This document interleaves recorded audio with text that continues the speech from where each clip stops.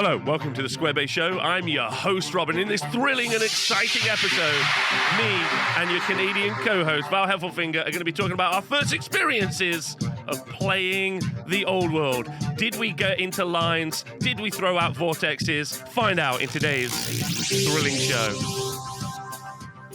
Woo! All right. I panicked on that one. I picked up my calipers and danced with calipers. So works for me. Comments down below for new dance moves. Running out of things to do here. I don't think that's true. We can start doing run-ins from the side. Maybe that should be our thing, just extravagant intros. Oh, I could just flip my camera. I could literally just start upside down. No problem. Yeah. Okay, we could do that. Okay, I got next week all lined up. I could just do it. I could just do it here. Well, no, I mean, I don't have to. No, Rob, I don't have to physically flip my camera. I have the technology. I can also, on my side, just flip it. Either way, hello everyone. Welcome to the show.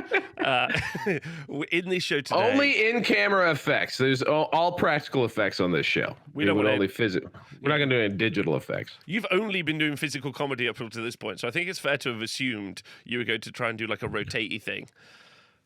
That's true. That's fair. Although, not to alarm you, this is a green screen. Although it would be a very nice tapestry if I had this in tapestry form. We could order some tapestries. Do you want some tapestries? Yeah, we got Patreons. Come on. You want a tapestry? We get you a tapestry. Yeah, a tapestry, bud. Right. So, hello everyone. Welcome to the show. Today's show is going to hopefully involve less ums. I already messed it up there. But me and Val are going to be talking about our first experiences of playing some serious games, or at least trying really hard at like the old world games with all the knowledge that we've picked up so far. Some do's and don'ts, not some do's and don'ts, just first experiences, first thoughts. So, I think probably the first thing I'd love for everyone who's watching this back as a podcast or listening to it on a YouTube video is many of you are going to be having your first experiences, and people will be arriving to this video with to listen to our first experiences. So bang your first experiences down in the comments because I think you get to do so few reps of games that I would love to read everyone else's kind of ideas, because some of the first experiences some people have really set the internet on fire this week. So I think it would be good space to see everyone talking about their experiences, good and bad, of what they were thinking. I think that's a nice idea, right? And then we can read through them. Yeah, I absolutely love that. Yeah, I think that'd be super fun because I'm sure some people have got some very I want to know what that person who was playing Beastmen has happened, like how that game has gone. He's like, I got no ambushes. I got the reroll. I got the reroll character. I got no ambushes. My life is pain. You're like, okay, that's pretty good. Yeah. Well, that's the danger of even a 4-up reroll is 75% of the time, right? Works every time, 75% of the time, as John Madden once said. Perfect. That's all. Right. So before we get started, how you been? Have you been well? I have been fantastic. Yeah, I have been getting. I have gotten 2 games in since our last recording. What? Huge. Although I didn't play one. I was the game master of games. Well, you DM'd for one. Yeah, I was the guy reading the rule book and helping them learn how to play and stuff. Two of my original Warhammer homies, we just popped our names up on the screen. That was some After Effects technology. But what the heck am I trying to say? I'm trying to say that 2 of my oldest Warhammer homies, in fact, 2 of my oldest homies, period, came over, one of whom has not played a game of Warhammer Fantasy in many years, aka probably a decade plus at this point. Mm-hmm. Hadn't done any tabletopping, and they had just a grand old time. And both of them remembered how to do stuff about 2 or 3 turns in. So I kept being like, "All right, so you guys need it." They're like, "Yeah, we know." Yeah, I know. And then I was like, "Oh, cool, guys. You just have fun." But actually, in that one, I gave, because the guy who has him, like Conrad, my one friend, he plays all the time. He plays Warhammer, 40K, and I've traveled. He was one of my longest serving Warhammer wives. He traveled with me to many different tournaments, and so I gave the other guy a what I thought was a much harder list. He wanted to play with some Warriors of Chaos. So I'm like, all right, I'll throw in some Chosen Knights, stuff like that, and hoped that like maybe like give the guy a nice enthusiastic W. Maybe he comes back again sometime. And then the Chosen ran into this brick of I don't know if you want to get into the nitty gritty or not, but like the Chosen ran it. So it was like a brick of 9 Chosen on horseback or friggin' nightmare by whatever they are, demon horses of some kind, and a Chaos Lord into a brick of Savage Orcs, but not Savage anymore, frenzied and war painted orcs.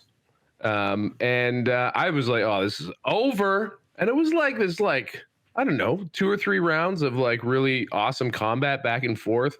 The orcs like held on one of them, like, and got pushed back. So in the second round, the Chosen didn't have like any of their like lances going off or anything like that. So they weren't super powerful, but like he got like a flank charge in and took away the rank bonus. So then he got to fall back in good order. It was actually really a cool dynamic combat that I did not expect.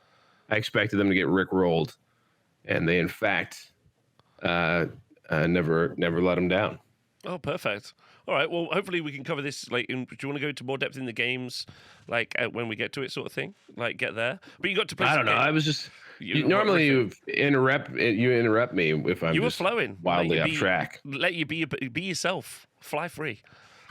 Well, I am wearing this shirt. All right. What about you? How many games have you gotten in? I got 2 games in this week. One was shorter. We didn't get to finish it because it was like a teaching game. And then I have a couple of games lined up for this week as well, which is very cool. And then I've got a burgeoning, which is very nice, local scene. Like a lot of people like shout out to Rebecca, who's off to play a game against me, which I'm going to try and take her up on soon. My friend Andy's taken me up on a game. A couple of my other good friends, like locally, who I know from other game systems, have taken me up. And then there's been like a lot of people out there. There's been a lot of people out there who have been, talking about like playing games or building armies, and obviously because I've been like putting the events on, what I did was I put all the events up, and then I emailed everyone. And I was like, hey, this is kind of roughly what the pack is going to be. I need to update that this week, but here's a WhatsApp group so everyone can join in, and that's just been flying. People have been like, "Oh, here's my people here." People have been putting too much. I've had to check out. I cannot keep up. Yeah, it's just so many, and then between that and the Discord, like so our Patreon Discord, it's just like so many different chats, like, and the conversations are so fast and rapid. Like even the Discord are like, "Hey Rob, can we set up a couple of different channels? We need like so what we're going to do is we're going to do a rules channel." And then we're going to create like an FAQ, because there are some very frequently asked questions that we can indeed there. Like, and they're not oh, go on after you. No, some might say some unanswerable questions as well. We're getting to the errata phase, I think, already of this game's development. But definitely. But some are very simple. Some are like very simple and like a repeated kind of ad infinitum. So I kind of feel like one of those Facebook mods now, which is a nightmare, which I hate. But like generally, the enthusiasm is. We should probably just have mods. Do we have any mods? We should probably have some mods. Yeah, I probably need to find someone in there who like I know well, who could be a good mod. So I'll work on that. But so it's just been a really exciting kind of like week of playing a couple of games, obsessing over like all these, like everyone sharing their hobby, doing a bit of hobby myself, which I'd like to. The hobby is part of my like first experiences of the game, so I'll come back to that. And then also, we've been on the blower to continental Europe, and we've indeed, and we got our dice sorted. For the Square Bash show.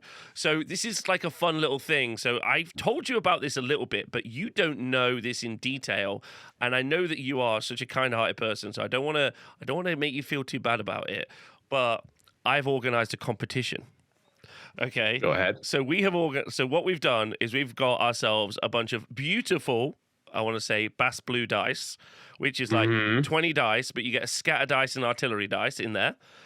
Oh, damn. They're in there. Yeah. And then you also get a set of fire red dice, right? Which are also scatter dice, artillery dice. But there's equal amounts of both. Okay. Uh-oh. So the question is, who is going to sell out first? That's Well, obviously me. Who's going to sell out first? It's me. You've never sold out, idiot. that's so mean. That's so mean. No, but it was a double entendre. It's a double entendre, Rob. It's a double entendre. You're the honest wargamer. You don't sell out. Get it? I get it. You get what I'm doing? So I've been working on that, and that's been, in my personal experience, a fun little thing with this week, because the dice are actually really awkward to ship. Organized dice making is generally hard. Apparently, I don't know. Turns out. Yeah. Over here, they need. Yeah. Dice making is hard. Yes. Yeah, and I'm reliably informed by Tom that just no one wants to buy dice, which I was kind of shocked by. He's like, no one buys dice, because we've done like Honest Wargaming dice before, Rogue Hobbies dice before, and then he was like, no one likes dice, and I was like, people love dice. I love dice. People love dice. Who doesn't love dice? He said no one loves dice. Well, I mean, more than anything, we need to sell both of those out to prove him wrong. I can't have that hanging over my head like this. he says no one likes dice, and I don't know. Anyway, I'm excited about that. We're going to get some dice. We'll use some as prizes at events. We'll send some over to you. What's up? Remember what I told you about the front of house? See, now I almost just bought a set of dice just now because he's like, dice are for losers. Dice are for losers. In fact, do you know what? Don't buy the dice. Just piss Tom off. Like, let's have no soul dice. I'm with you. Just show up to an event and look at the dice, and then just distractedly look at your cell phone for a while. Just don't even. Yeah, just whatever. Just go scrolling. Right. So actually, you know what, Rob? Here's something. I was cleaning out my. Speaking of dice, I was clearing out my casita over here, my studio, where I record from, and I have a big old set of drawers and dice, and I was going through all of the dice I had, and they were all like heavily rooted in old 40K tournaments I'd been to, or like 40K armies I'd played. And like I didn't have like a set of dice that like gave me the warm fuzzies. I don't know if you have those, like, you know, like this dice is like my favorite dice. But all the dice I had were all just like, meh. I don't really care about this dice anymore. Yeah, I didn't have anything that was there's no good vibes with any of my dice. Oh. And so actually, except I went all the way back to my original dice, which I told you about this, which my original dice, excuse me, I hope that, yeah, a little booger on this channel. But my original dice were in an homage to, before he even offered dice, the Lawrence Baker. Oh yeah, when he was doing his battle reports. Yeah. He used to have these ruby red dice, and he only rolled sixes.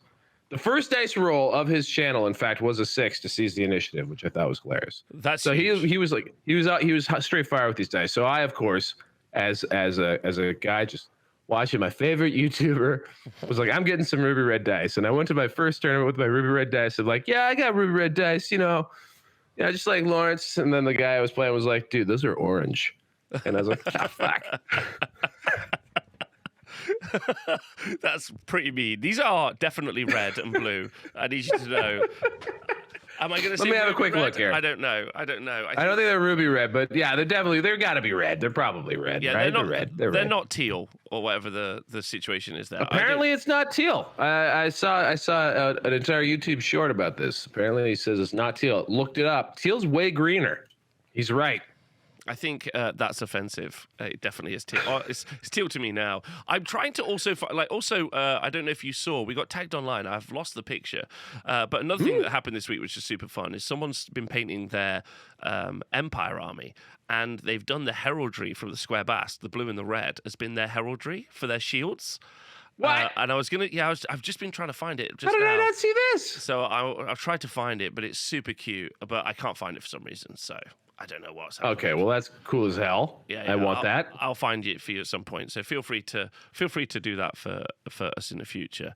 So anyway, dice, replying to everything, speeding up making videos. So it's been a busy week square bassing and playing games. Mm-hmm. But that's the main part, right? Playing games is pretty clutch out here. So I got my first couple of games properly in, which is good. A bit of focus, and and then go on, and you played. No, I was just gonna say physically, like in person, IRL games are great. But also, one of the ways I played the game was Warhol. And, oh yes, so you've been playing that since last wonderful. week. You said. Yeah, well, I kind of figured it out last week on our app review, which I thought would do better. People don't want our apps. So many good resources on the last video. If you haven't watched the last video, it's very useful. And The comments, people said it was very useful, so that's all. That's all that really matters, as long as we're helping yes, people. it's polling well. It's polling well. Yeah. Warhol is basically, I would say, most people who try and play on their computer probably use something like TTS, which to me has always been anxiety-inducing and not a lot of fun. It's just got a big learning curve. Yes, Andy Warhol created this platform for playing tabletop games. That's really funny. Warhol is purpose-built. It was built by guys who really love Ninth Age and fantasy. And I had a great chat with the developer of it just yesterday. Wonderful guy. And was really excited. It really felt like no one had ever complimented his work. He was just like, really? It's good? I'm like, yes, it's awesome. But also they lots of people use it, but a lot of the Ninth Age crowd uses it. And so it is, I don't know, I found it really, really good. It was a great way to play a game. So one of the games that I'll be recounting was actually played on Warhol.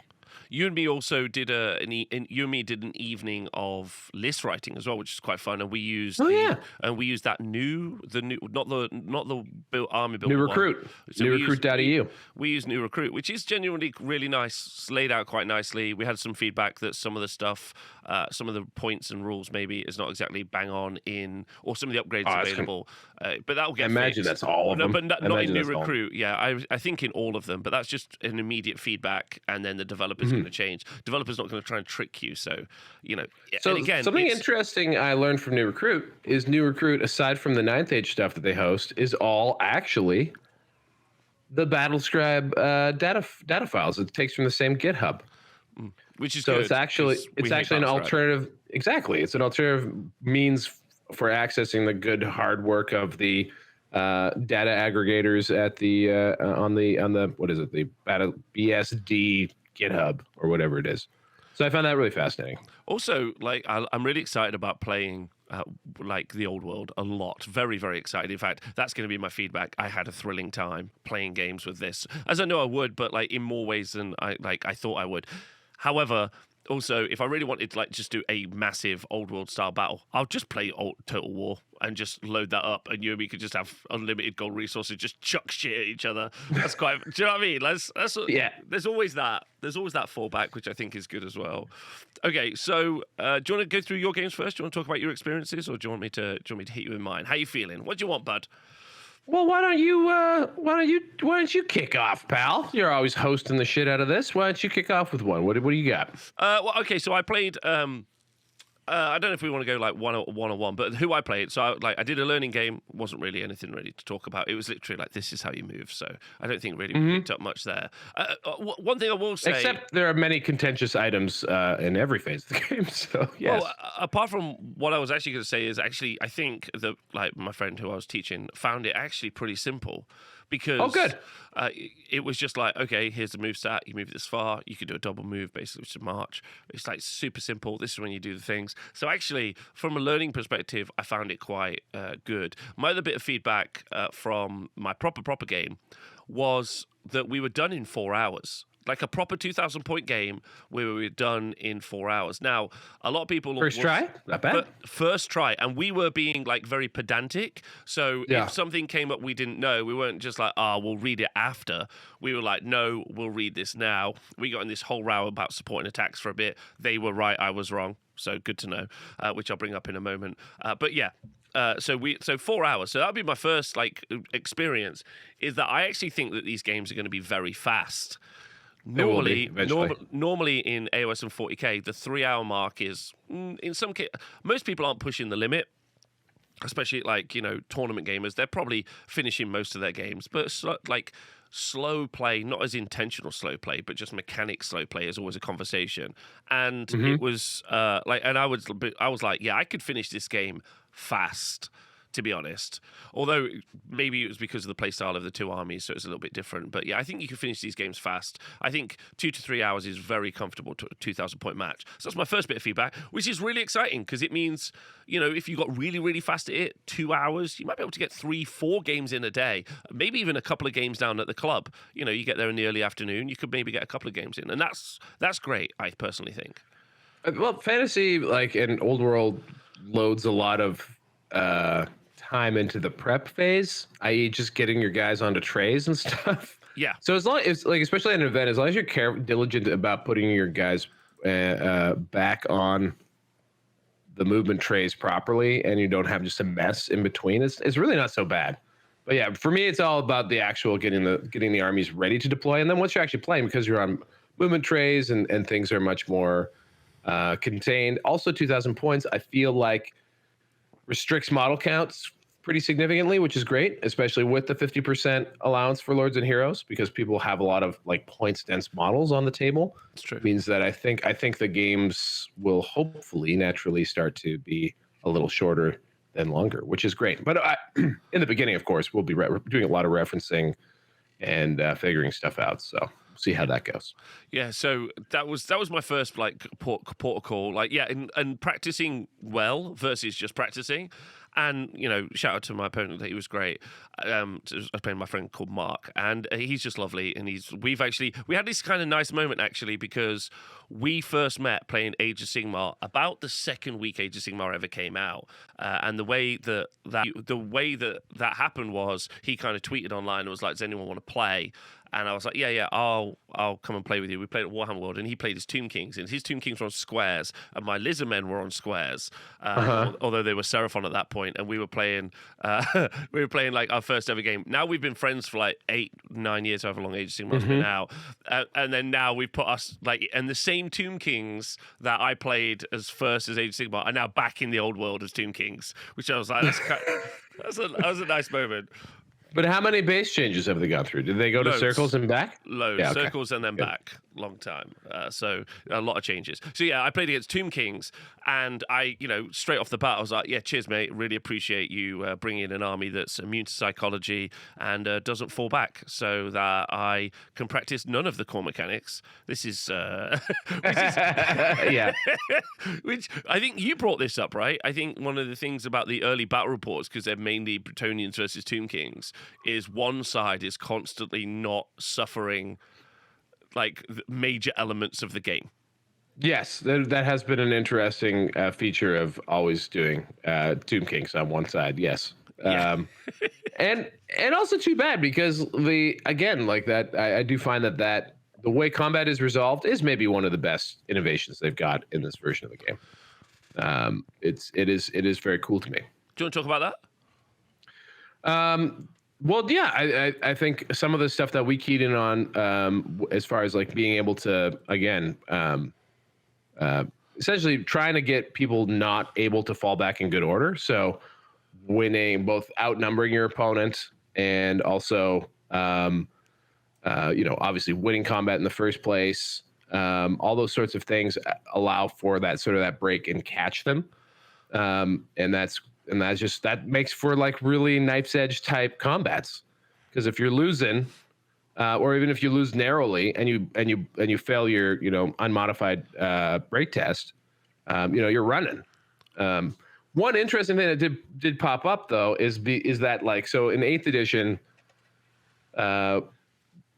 when you broke and fled from combat, it was abstracted. So essentially, the flee roll and the pursuit roll was just basically, when you pursued, you just had to catch them. So like on the dice, you didn't physically have to catch them on the table, which you do now. Yes. So it's actually, and also because of the way, so I had in one of my games a situation where some Black Orcs lost combat, and they had to turn from the center of the unit. So you have to basically turn face away from the center of the unit that just beat you in combat, and then you flee. And I rolled a 4 on my flee, and then my opponent Danny rolled a 6, and he did not catch me. Amazing. But it just worked out that way because of like the length of my unit and a very long unit. and then he and also just sort of where they were in relation to one another and where I removed casualties from. That may have been wrong. Meant that even though he rolled higher, he didn't actually catch me. He wound up a couple inches behind, which was weird. Okay, that's super interesting. Yeah. Yeah, I think one of the things that I'm still learning and I'm still going to be taking on board is the fact that I'm just going to have units running away all the time. I don't have the safety net. You don't get that in 40k. You don't get that in Age of Sigmar. I don't have that safety net. I'm going to have units out of position from where I want to be, which I think is like a big takeaway from me again in this situation. Also, let me tell you, I don't like it when people have a spell or a vortex that makes it so that my Inspiring Presence doesn't work on my units. That sucks. Yeah, not great. No, that sucks. Like, that is so strong. So that got cast by my opponent. And then it's like an 8-inch aura from a 5-inch template. It's savage. So I didn't enjoy that. I didn't enjoy that at all. So just to kind of talk about what I was playing Warriors of Chaos. I had a brick of Chosen Knights who were Nurgle. No, they were Khorne. Were they Khorne? I think they were Khorne. They were Nurgle, but they'd taken the Frenzy banner. So that way I got an extra attack. Oh, okay. I got an extra attack, but I got that defense. So I got both bonuses, basically, which I thought was a smart little play. Little Ludo narrative dissonance there. Frenzied Nurgle? What does that even look like? Yeah. Also means you get to do a fun thing like have a Nurgle wizard in there as well, because obviously you can't put a Khorne wizard in there. But I didn't do that, and then because the points effectiveness of warriors, I could talk about warriors for a while, I think. Anyway, so I had a big brick of those, and then my core was just mainly chaff. I had a big brick of marauders that I'd made skirmishers, and then I had my wizards in there. So I'd gone for a wizard bunker, level 4, 2 level 2s. The unit strength was Tzeentch. Yeah, Tzeentch. The unit strength was like over 10, so then they all got +1 to cast. And then I had an item that anyone within 3 inches of my level 4 got +1 to cast. So my level 4 was casting at +2, and my level 2s were casting at +2. So I was casting like a level 6 and 2 level 2s basically. And then my 2 level 2s knew an extra spell. So I was doing 3 spells from my level 2s, and then 4 spells from my level 4. So it was like fun, but it was expensive, and it was inside this little bunker that I had to protect, which was quite fun. So I chose it. Did you have a hill for them? I had no hill. Not a hill to stand on. You got your just desserts on that one, bud. And then of course that unit's also got 360 line of sight because it's inside a skirmish unit. So I thought I'd take this on board. And just to let me tell you this story real quick, because this isn't really like a learning experience, or it is a bit, but it's just a fun thing. So I was excited as hell about this list. I was like, I'm going to default to. It's one of your original list ideas was to just be like lots of magic stuff. Let's go. I'm gonna chaos sorcerers though are generally very expensive compared to other sorcerers because they can have armor, they've got a ward saves, other stuff. Anyway, so then I defaulted to having the Tzeentch spell, which is like 18 inches. I think it's D6 plus 3, strength 4, AP 2, hits that are flaming attacks at 18 inches. I was like, cool. It's like a 90 cast. It's a very high quality magic missiling. High quality magic missile. But the one I really wanted, and I didn't get it this time, I wanted the Vortex from Dark. I think I took Dark Magic on my level 4, and then I went for Battle Magic and Demonology on the other 2, because I wanted the Vortex that you can get from Dark Magic, but I didn't roll it, which is a shame. So I think next time I might just go all Dark and just try to spike the time when I do get the Vortex on one of the casters. But that's a different conversation. You could also just do Lore Master. You could do you could do your Lore Familiar. Yeah, there's also the option there. I haven't yet decided what my plans are. If you got all those bonuses, like it's worth considering that you don't necessarily, you can just not pay to upgrade the wizard and instead guarantee the spells that they pick. You know what I mean? Yeah, no, I agree with you. You do level 3. And I was, but I didn't really mind because I was like, that's just kind of a bonus because I just think that's a good spell anyway. I want to focus on doing these 3 magic missiles, right?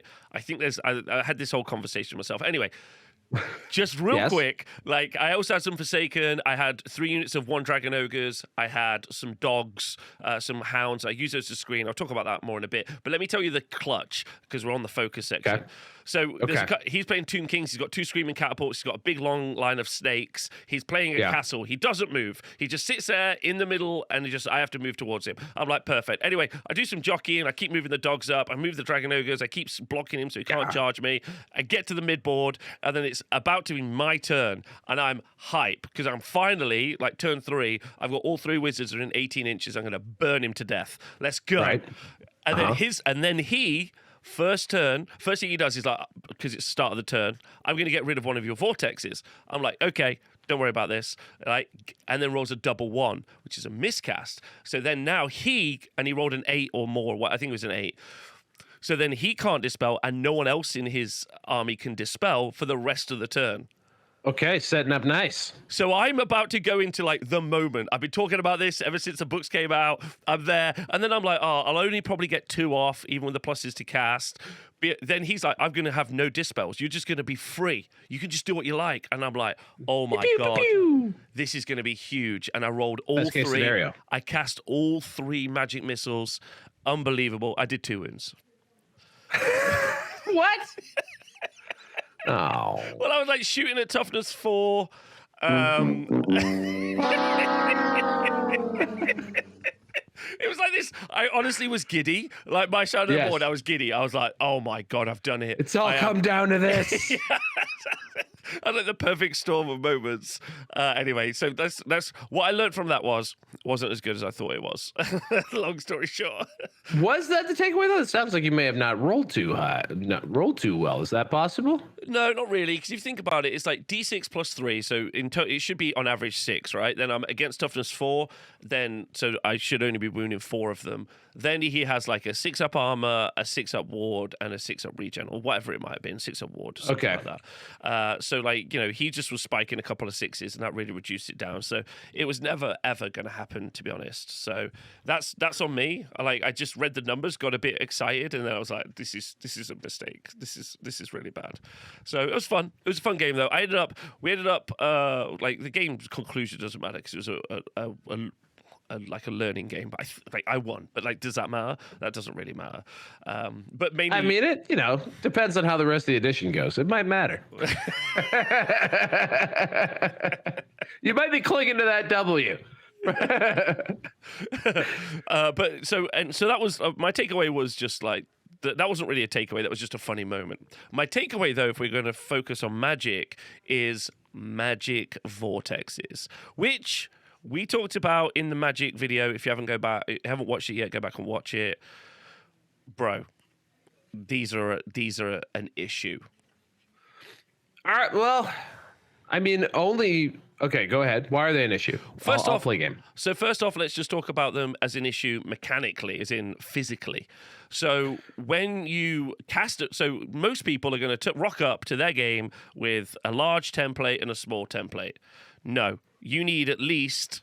Yeah, you need a couple. You need a couple, maybe 3 of each. And then, so me and Mark both had the same templates, the Necromunda ones, which are orange. So then he would put down, he put down a 5-inch template. I was like, cool, we know which that one is. It doesn't move. Then he cast 2 and I cast 2. And then they're all moving randomly. And then now I'm like, which one's which? Like that was an immediate problem. And then, so if anyone hasn't seen, I have made, or Tom designed it. So these are some 3-inch bases, so template bases, which the STLs are on Patreon for free, and we'll. So are those proper 3-inch base? Because I have a GW. What measures almost 3 inches? Yeah, these are proper 3 inches to the millimeter. So those are for this. Excellent. Yeah, so and there's holes in the bottom for magnets if you want to magnet it down. But anyway, so a 3-inch one and a 5-inch one, right? So two things. One, because I showed Mark this. I was like, oh, Mark, let me go get this. And this became pivotal in our game because mechanically, if we didn't have this, we'd have had 3 bases, 3 templates. We'd have constantly had to be like, okay, I'm going to have to put a token next to that or a magic card next to that for every... Do you know what I mean? So that is a honest game. Like, and you could get your own 3-inch MDF bits of wood or whatever. So I've made myself a 5-inch one as well, and I've put some like endless spell birds on, and I'm going to do a bunch more kit bashing. I'm actually quite excited about this because it's really fun. But I got to say that mechanically, that's my first takeaway, that this is a problem that you're going to have to solve for yourself. Otherwise, there's going to be some real issues on the tabletop because you're like, which one's which? Also, I'm just saying, like, immediately, just from a quality of life perspective, just having something glued to the top of it makes it so much easier to pick up. Sometimes just feeling like I have to fucking get this stupid little template off the mat is just very annoying. Yeah. Because I keep my fingernails real low, Real so trim. this is real trim. So Yeah, no, I think that's fantastic. These are also really fun as well, like for the narrative element. I honestly think so. That's my first takeaway, is that is something, and I'm sure people will have experienced this. But or you will experience this early. But if you haven't yet played some games, get yourself some templates, get yourself some bases that are the right sizes, or you can download RSTLs or whatever. Or GW gives you permission, photocopy that one page that they give you permission to photocopy, cut them out with some skizzers. Yeah, okay. And there you go. And then write the Vortex's name on top. Okay. There you go. You can do it that way too. Yeah. Do you need a hole in the center? In some cases, yes, but whatever. So the hole in the center is for measuring, so maybe a reference point. But it's basically you measure to the middle is how you deploy the vortex. So it's not generally speaking essential. Mostly it's coming in contact with the perimeter of the vortex is what matters, because you can't actually place a vortex on top of a model. It has to be placed on the table. Yes, exactly. So which kind of brings up so physically. That's a takeaway, which I think hopefully that's a good life lesson for everyone. You talked about this before, and I think the idea of creating endless literally using the endless spells from AOS, which are some of the coolest kits that I've never personally had a reason to use them because I don't play AOS. Now I can use them for some endless vortices. Yeah. Well, I agree with you 100%. Also, I knew this was something I wanted to do, stylistically. Right. But then to experience it on the tabletop and see, because I had this, and then I had my other 3-inch template. Mark had his 1 3-inch template, and then I was like, okay. So then when I got some more of the unpainted bases, but without anything stuck on, I started writing stuff on them, because I think between us we had 2 or 3 each, something like that. So at one point it got very confusing whose vortexes were where. So I think that's something people need to be aware of in the future. I think just like unit fillers is also just an awesome opportunity for hobby. I think it's a great idea. Incredible opportunity for hobby, in my opinion. I'm actually quite excited about the bird one, the little 5-inch bird one. That's actually quite cool. But yeah, there's so many minis that I'm going to stick on top of something. It's very fun. So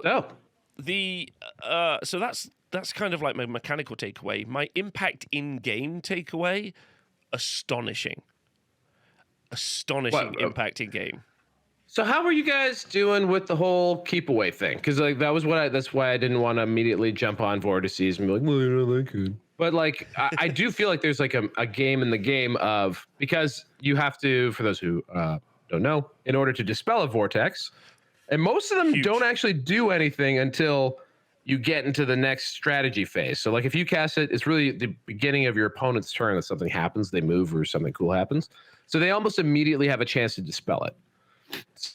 So how are you guys doing with that game? Because there is a cool game of being able to try and keep away the caster of the vortex. Well, so that's kind of the impactful element that we didn't when I talked about it. You and me have talked about it. So again, just to be clear, what Val's saying is my caster casts a spell, and let's say one of them sets up 15 inches away.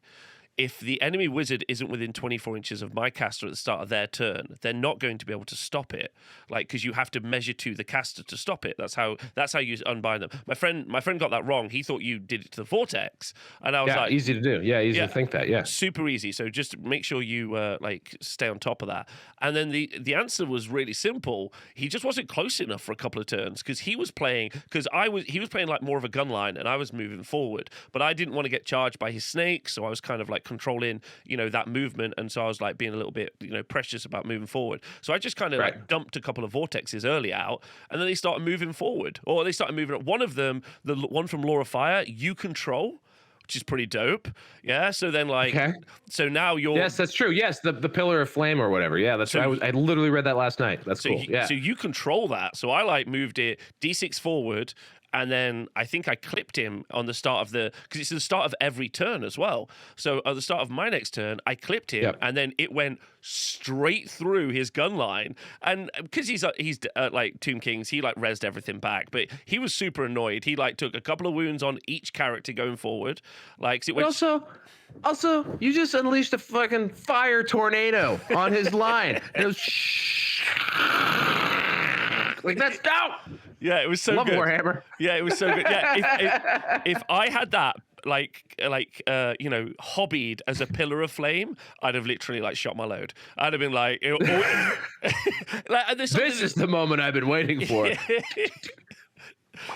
Put it right down. Yeah. And there's some things to say about that. Like, I think he was less, because it was just a little orange template on the board, he wasn't really, if it had been modeled as a pillar of fire, he'd be like, that's something I need to worry about. But so. Check. I should probably pay attention to that. Yeah. Yeah. So that's kind of sorry, just to be clear, that was really interesting. God. Well, you got some ideas. You're excited now. I just like all I'm thinking of right now is for Foot of Gork, because it sucks that it's a round template. For years, Foot of Gork actually had its own template, but it's a 5-incher, and all I'm thinking of right now is like just a green like Monty Python foot on like a 5-inch template. Yes, you know I'm talking. You know that Monty Python foot that always just comes down at the beginning and like stamps things. Someone one day is going to take a 5-inch template. They're going to get some sort of mechanized foot that's just stamps up and down. Yeah. And they're going to win a hobby award. They're going to win a hobby award. That's a guarantee. Okay, so my big takeaway was that they were very impactful. They were actually tougher to get rid of than you would think. Getting rid of them, as we talked about in the instance where Mark like rolled a double 1, which I know is a rare case, but even just casting them, and I know casting them gives you a chance to miscast, but stopping them was also causing your opponent to constantly miscast as well. And to be clear, also, I think we forgot to fail. There's also the faded dispel that you could do. So even if you are out of range, they could just faded dispel it once per turn. Yeah, so but most of them are pretty high, like 9s. And the one that was super annoying to me, so he had the one from the Law of Necromancy, I think, which makes it so that you can't use Inspiring Presence. And that was fucking devastating to my... Like, that was bullshit. Yeah, it's bullshit. But also all the templates are dangerous terrain. So the templates ended up... So I lost half of my chosen block to only dangerous terrain tests. I was like, they've got full plate, they've got shields. So he was like shooting me, doing stuff. I was like, ha, ha, ha, I'm immortal. And then I just overran through. And it's a lot of once. Yeah, and it's because his general was on the other side. Well, if you're rolling like, I think I had like 20 in the unit. If you're rolling 20, you roll 3, 4 1s. That's a huge moment. So here's something. Yeah. Dangerous terrain. Do you get an armor save? Great question. Do you get a ward save also? No, I think you got to get. Well, this is one of those weird. You know what this gave me? This gave me a hot flashback to 7th edition, 40K. Not anything but 40K, because there were all those. There were things that would remove you from the game, and I guess Fantasy did this too, and you didn't get a chance to do anything about it. But. In this case, they've removed. Let me just read this. Can I just read it? Am I allowed to read it? I'm ready. Dangerous terrain. All right. So to make a dangerous terrain test, roll a d6. On a roll of 2+, the model successfully negotiates the dangers of the terrain without incident. On a roll of 1, the model has suffered a terrible mishap and loses a single wound. Yes, that's the problem. Yeah, I think lose a wound isn't wounded. I played it as no saves because wounded would mean you take a wound, therefore you could roll your saves. But suffers a wound feels like it's gone through the process. But do they define that so that's my next question is I don't know if that's true. That's just where I'm at the moment. Because there's the reason I asked this is that they might do it in the miscast table. They might do it in the miscast table where they suffer a wound in the miscast table. Because I've just for food for thought here. There's because they also had this mechanic in 8th edition. If a 1 is rolled, however, the model has suffered a terrible mishap and suffers a wound with no armor saves allowed. Yes, implying that you could use a ward save. And also couldn't take an armor save. So they've removed the no armor saves allowed, but they haven't. But I don't know if they've redefined what loses a single wound means. You know what I mean? All right. If anyone does have the answer, let us know in the YouTube comments. And if we do find an answer, the top pinned comment will be the answer. I am also going to say this right now. Yeah. I love this shit. I love this shit. I love pedantic, readings of rules.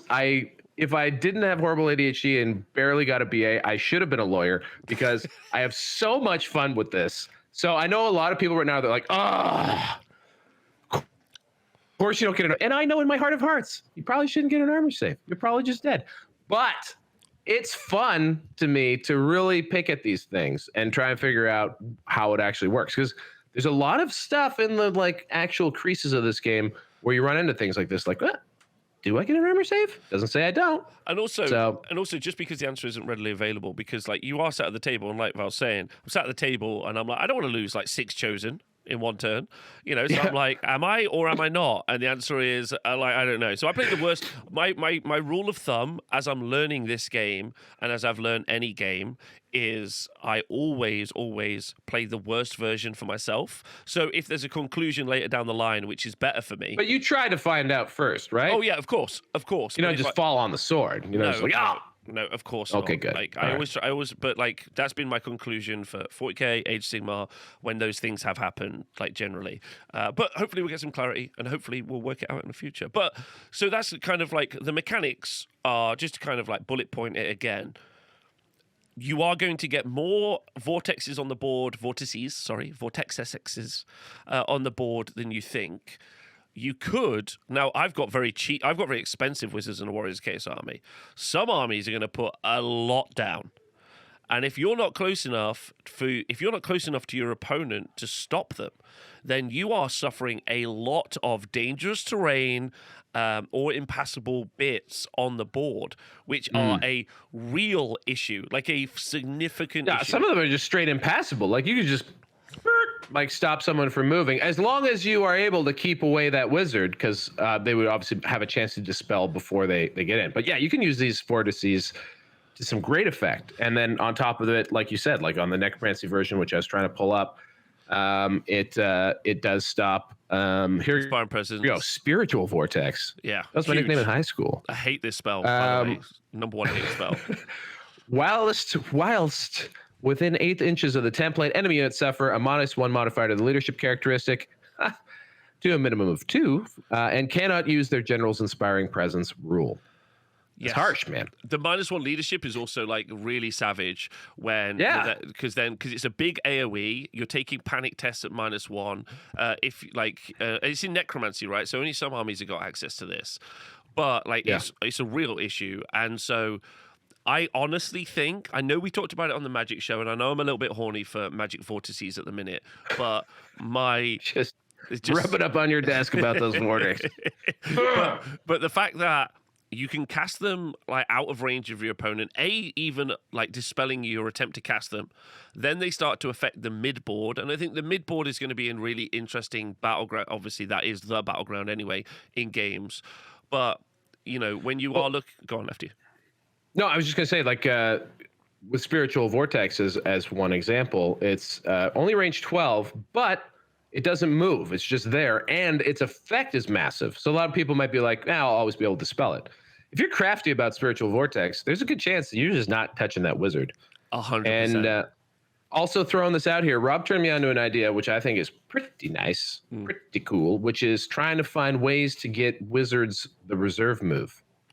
So basically that allows you in your movement phase to do another move. I don't know. Find places where you can do that, because that allows you to pop up, do your magic missiles and vortexes, and get the heck out of dodge, which is so sick. Super cool. So, and again, I wasn't really hyper fixating on trying to get a lot of vortexes. These are just the ones I rolled. You've been hyper fixated on getting vortexes. No, but that wasn't the point of this list. The point of this list was to do the aforementioned incredibly successful magic missiles. Yeah. Yes. But this was a unexpected. I already thought that they were okay, but the unexpected conclusion. And again, what I want to point out is my opponent didn't move. Like, other than kind of like a late game start to charge out of his castle, didn't move from his castle. So I was a slowly moving army that eventually dumped a bunch of spells towards the midboard. If they were a fast army that was running towards me, or we were both midboard armies, this would become an absolute like World War One trench warfare, bombs, artillery. Like it's nuts. Like if he had like 2 or 3 vortexes, I had 2, 3 vortexes, and basically the armies we're going to meet in the middle and have a fight, it would become a fucking disaster, right? Of vortexes everywhere. And honestly, this is going to be pillars of flame, tornadoes everywhere. Everything. Yeah, no leadership for you. Oh no, everyone's -2 leadership because of this spell. What the fuck? Everyone's got to take a panic test. You're like, oh my god. So I think that's something people should be a little bit aware of and should probably early play a lot with, because I don't want to be hyperbolic and be like, maybe they should do unbinds to the vortexes or something, but. I mean, let's say someone did have a big line of stuff, putting an impassable bit of a spell in front of it. That's already a good way of shutting that down. So I think this is actually a really good point to start talking about, like, because we were really hot out of the gates with a very conservative compact, which limited the amount of duplicate choices you could take in your list and took away allies. That's essentially what we suggested, and subsequently, that's exactly what a lot of people have done, including Games Workshop themselves, which is cool. Because I think that's not a meta worth exploring, really. I think that results in some pretty skewed lists that don't look anything like what Warhammer. I think we want blocks of infantry and stuff. Aesthetically, I don't think it gets you a fun meta. That's the way I think a lot of people think about it too. Regardless, now that list building, that army creation thing kind of feels like solved. We don't have to worry about it's solved. Now there's going to be all this nitty gritty stuff that I am fully willing to let play out, and fully willing, including Linehammer. Yes, Linehammer. You and me have such different thoughts on this. So please present yours, and I'm going to be so cordial. I promise you, I'm going to be. No, it's okay. Pleasure. And I think so. Like there has been some. There have been some videos posted recently that were, I think, a lot of some negative hot takes. One of them is about this concept of Linehammer, and this is something that jumped out off the page. Pretty much, a lot of people who read when they first read about the fighting rank, going all the way back to the springtime when it was one of the 3 things they revealed. Yeah, you talked about it in you said it was one of the issues that you could see all the way back when we did the article. Like literally, yeah. When this pre-almanac, they talked about how everyone in the front rank will fight, and that immediately is like, okay, so why wouldn't I be 10 feet long? Immediately that's the question. So if everyone in the front rank of your unit can swing, even if it's only just one attack, being very long means you're hyper efficient about how many attacks you get to deal. So as a case in point, Sunday night I played my dear friend Danny from Grim After Dark, a podcast I never plug that I'm on every week. Grim After Dark. Danny, he was playing with some dark elves, and I was rolling out there with some orcs, and I brought some black orcs, who I think are a fantastic example of a unit that work really great using this sort of Linehammer philosophy. So I lined them up. I had a unit of 15, and I lined them up in a row of 15. And that means that no matter what happens, they're getting their full 15 attacks. And I just think that's pretty good. And they're not unwieldy long. And something kind of neat happened when I finally did get into a situation where I was making a charge in a combat. I was actually charging sort of, so I have to go look at my camera. So my line was here, and the flank of the unit I was charging was right here. And so I charged him, and then then this giant unit closed the door, and accidentally, it wound up being a disordered charge, but that's fine. And it accidentally hit another unit that was like up here. I just didn't, because it was so long, I just totally failed to factor the fact that I was about to slam into another unit that was like a mile away. So that was funny. They did, as a result though, they were super efficient in combat and did well in that situation. And I was pretty happy with the returns of Linehammer. And I don't think it's something that has to be used in every situation, and it's not like a tool for every moment. I don't think everyone has to deploy every single unit that they have as long as possible. But for those units that have a density, like have quality, maybe not a lot of attacks, but have quality attacks like Black Orcs, or have a high density of attacks like Monstrous Infantry. I think there's a very good reason to, until they say don't do it, experiment with wide formations, maybe not single lines, but certainly very wide formations. It's, I think, mostly beneficial. And in a game of kill points, yeah, sure, I'm not maneuverable. You can charge me, but you want that 300 point Black Orc unit, come get it. Like, you got to charge it, and you're gonna have to take all 15 attacks. So I think it's good. Yeah, so I think the point is that you get like all the extra attacks from the, so just in case anyone isn't clear, you attack in base to base, and then everyone that isn't in that's still in the fighting rank that isn't in base to base is going to get to make a single attack as well. They get a single attack, not a full attack. Yeah, the single attack. Yeah, they get a single attack. But if you only have one attack. Yeah, one attack. I mean, if you only have one attack, then let's go, which many units do. I personally I think that this being talked about as a problem versus a strategy feels like where the fall down has immediately occurred in the conversation. If someone was to say, I found an effective way, like we just talked about vortexes. If you can get a reserve move on a wizard, we found an effective way to dump a vortex and then get out of dispel range using the mechanics. Like, I wouldn't say that's broken, that's just how it works. And I wouldn't also say that like it's a negative. So that I think it being presented as a problem immediately has changed the shape of the conversation as if it was presented as a strategy. Because as soon as we discuss it as a strategy, then you can be like, oh, this is an effective strategy in the right situation with the right units, with the right terrain, against the right opponent in the right scenario, which is genuinely accurate and good. Whereas therefore you can say, hey, I think I have some ideas for some counter strategies. I'm going to use chaff. I'm going to use terrain. I'm going to use like small little skirmish units, which I'd like to talk more about, or like, move block units and a bunch of other stuff. Or I'm just going to multi-charge you with 1 billion units because you're 1 billion miles wide. Those are all strategy conversations. And I think that's where the conversations become like non-elegant. I think that's fair.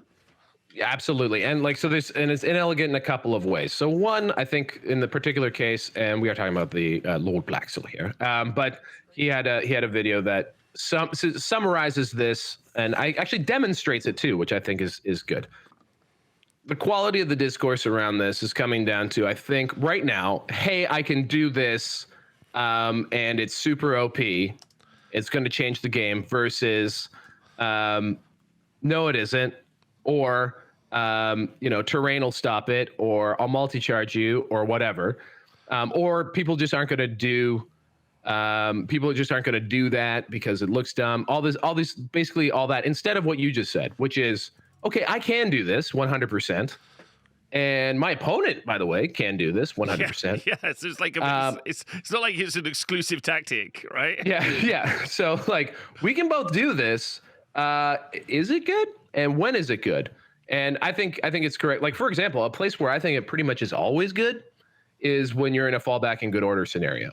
So if you're falling back in good order and you're about to take another charge and you've just lost combat, suggesting to me that all those nice fancy rank bonuses you have didn't really do shit for you, pal. And if you're falling back in good order, you get a free reform. Going as wide as humanly possible at that point, getting basically as many attacks ready to take another charge at that exact second, I feel like is just about always a good idea. Whether or not you deploy that way is a different question. But I think a lot of people are on this sort of like, I don't like the term, but like copium train, which is just like, no, it's dumb. Like, it'll never work. Whereas I think, no, actually, genuinely, you can put a unit of, I don't know, 20 blunderbusses in a line, and you can pick them up and fly them across the table and shoot the hell out of your opponent with an insane amount of blunderbusses. Like, things like that can happen. That'll be very silly and fun to see in tournaments. And I do wonder, and this is something that was mentioned to you in one of our chats, I think the problem really here is like the fighting rank thing, because they kind of made it so that like you can't be. So it's weird. In 8th edition, you had a lot of consternation around 2 extreme unit types. One extreme unit type was the Horde formation, which capped out at 10, so you only really saw it as 10. You got the benefit for horde formation at 10 wide, so that's basically as wide as units got. And then the other thing they called was the bus, and the bus was very, very long and skinny to get as many ranks as you possibly could, because that also had a very strong benefit in the game. So you had these like very large bricks of either sideways rectangles or vertical rectangles, portrait or landscape. And like that was maybe not the greatest for some people. I thought it looked cool, but for some people they didn't like the look. And in this game, they have very clearly gotten rid of the bus. They've said that a unit that is longer than it is wide is not in combat formation. They're marching column. They can't declare charges. They don't get rank bonuses. It's not great. Like you don't want to necessarily you're vulnerable in that position. So there was a disincentive to it. And all the way through, basically, since they said everyone in the front rank fights back in the spring, up and through the almanac, I've been sitting here wondering, what is the mitigating factor on unit width? Because my suspicion is this game was probably play tested with trays from previous editions, and maybe 10 wide was as wide as anyone would go. And like no one was doing like grabbing a ruler or a plank of wood and putting 20 guys wide and seeing what happens in the game. So it's gonna be fun to see what happens in the game now. Because to your point, Rob, yeah, sure, you can multi-charge a really wide line, but I'm not dead. I still have chaff. I still have units that will be able to redirect and do things to you. Yeah, I might even have a line behind that line. This is where I feel like the discourse is like really falling down. Like, because I think everything. I agree with everything you've said. Like, I think the discourse when it's done like this becomes like 5-year-olds with like, no, I have an invisible shield. Awful. Yeah, no, I have like, do you know what I mean? They're like, oh no, I hit you. No, you didn't. You missed. Yes, yeah, 100%. Yeah. It becomes a little like, and this is not what I'm saying about what you're saying. I think all of your like, you're presenting the information really well, and like, so like for instance, describing the fighting rank as a problem. I'm like, well, so one of my points was going to be that I feel like infantry feels fairly useless, especially bad infantry. So example, like you could put, I don't know, 20 goblins in a fucking line, yeah?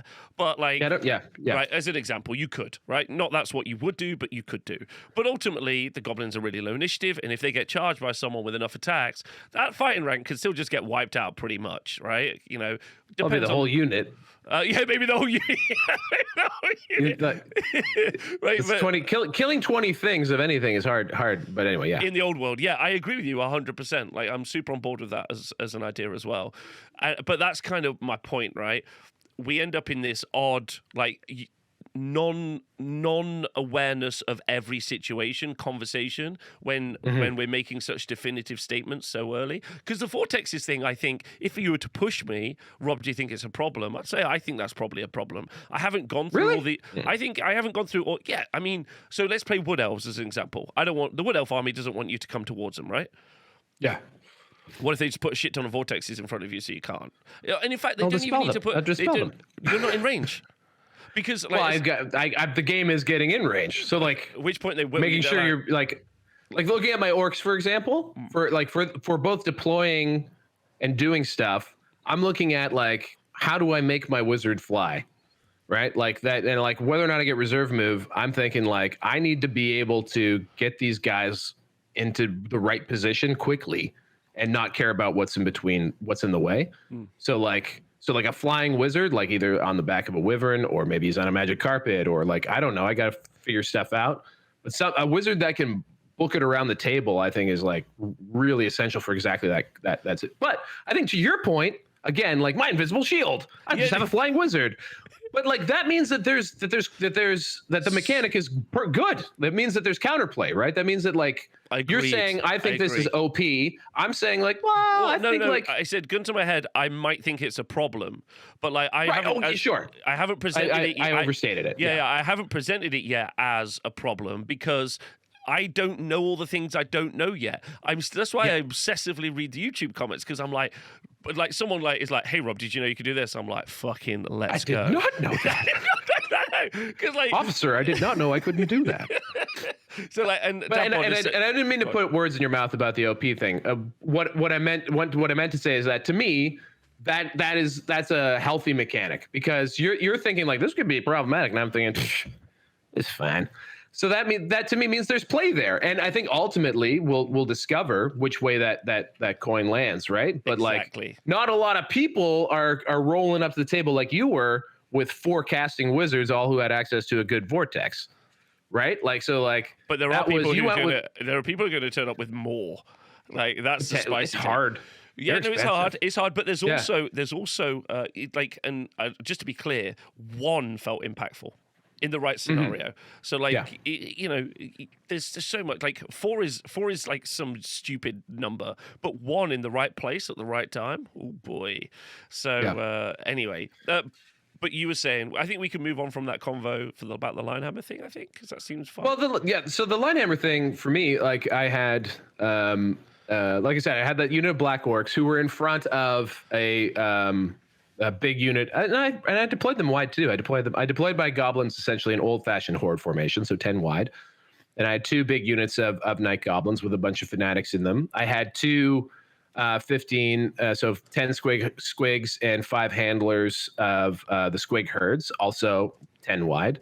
And I had 2 manglers. My manglers did great work. I really, really enjoyed them. And I was up against Danny playing Dark Elves, and I wish I knew more about what he was doing. Well, actually, it's pretty straightforward, I guess. He had access to a lot of scouting and shooting stuff. So I think it was Harpies, the Wild Riders. They could both Harpies and Wild Riders could both scout, and maybe something. Oh, and Shades. So he had like basically I deployed, and then he deployed his entire army like in the neutral zone, which was pretty sick. And then he, by the way, all of this needs to be in the context of some of the worst rolling I've ever seen. Like the guy like just could not roll to save his life, and was as cool about having the worst dice ever as I've ever seen anyone in my entire life. I know if I was on the opposite side of that, basically the end of the game would have sounded like this. I would have just been mad. I would have just been quiet and mad.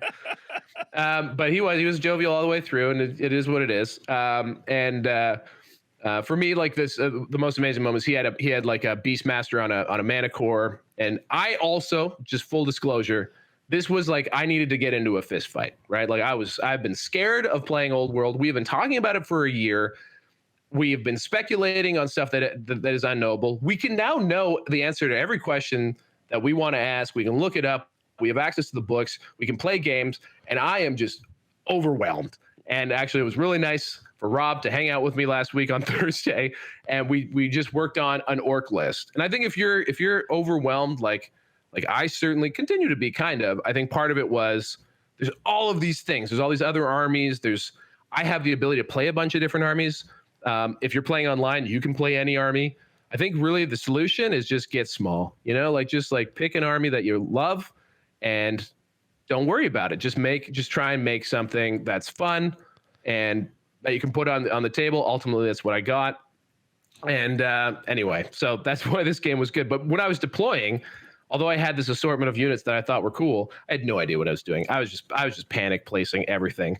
However, I did somehow, my reptilian brain was smart enough to place my casting bunker, or like where my wizard was, deployed behind the Black Orcs, who were behind a hill. So there's a hill just outside of the deployment zone. So when we walked up, my casting wizard is now on a hill, which, guys, really great.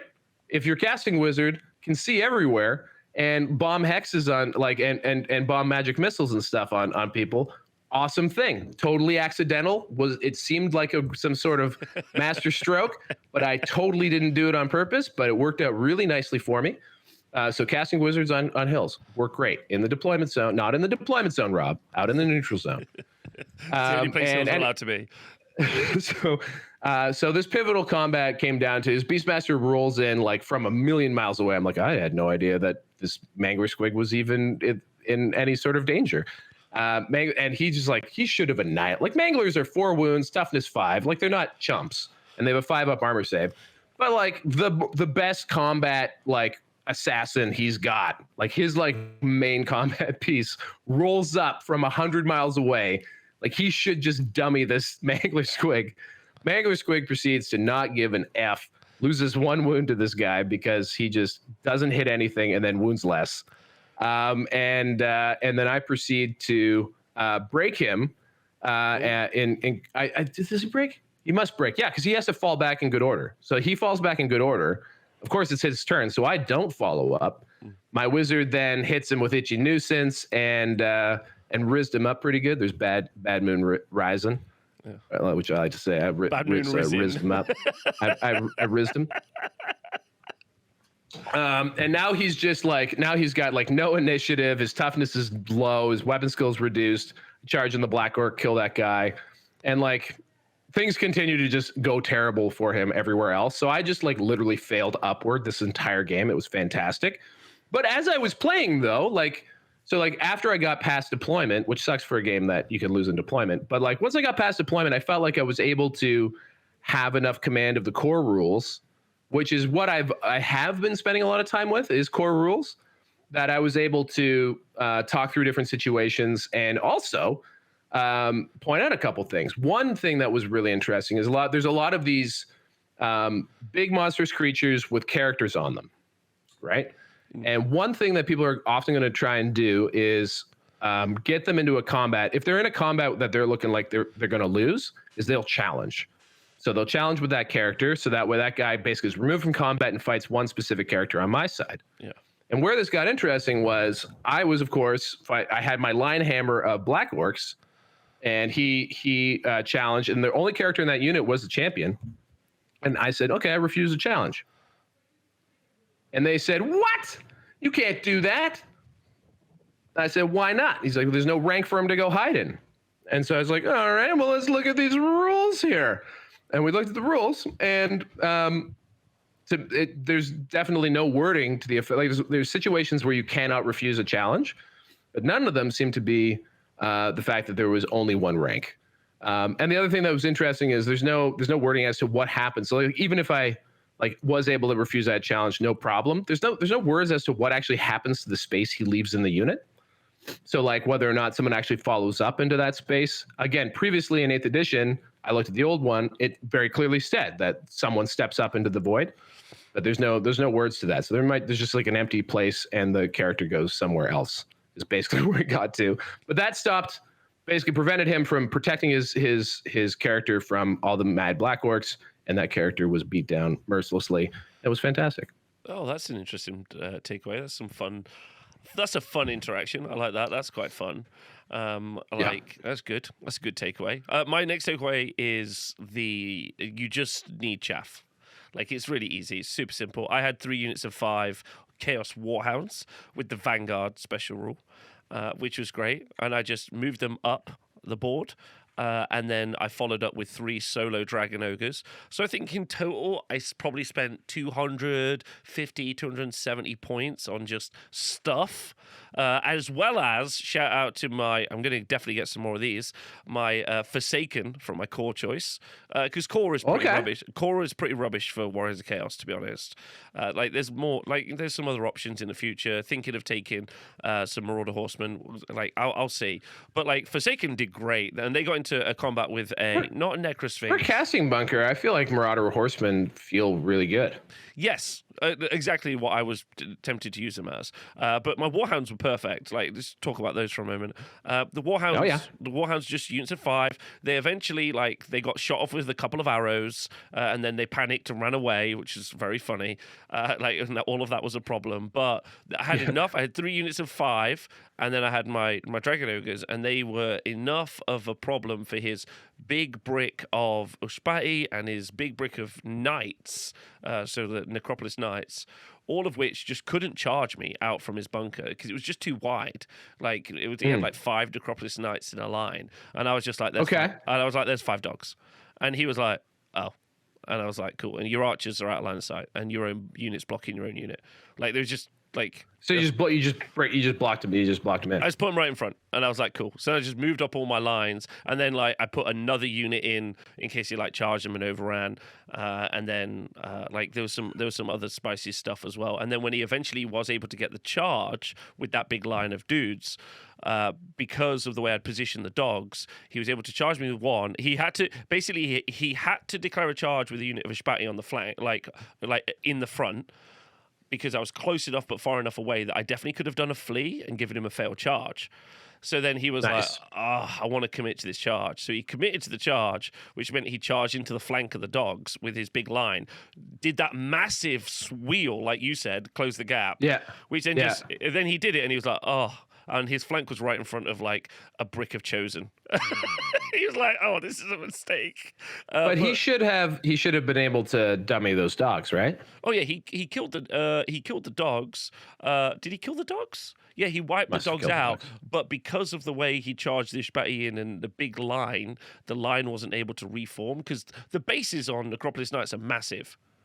Yeah, they're 50 by 75. Yeah, but so why he wasn't just- he able to reform? He wasn't able to reform in a way that benefited him to be able to make it so I couldn't charge the Chosen. It's just if I could show you a picture, but like. Okay.